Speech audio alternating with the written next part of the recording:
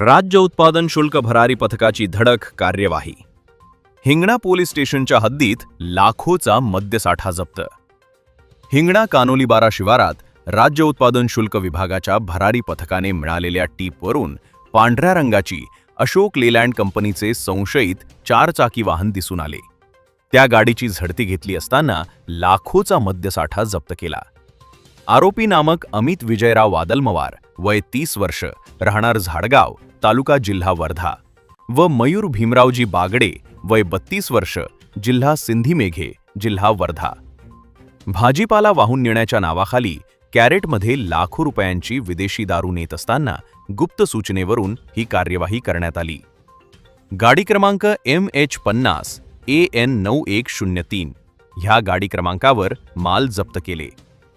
महाराष्ट्रामध्ये प्रतिबंधित असलेली मध्य प्रदेशातील निर्मित विदेशी दारूचा मोठा साठा वर्धेकडे वाहून नेत असताना कलम 65A 80 81 83 90 98 103 नुसार ही कार्यवाही करण्यात आली.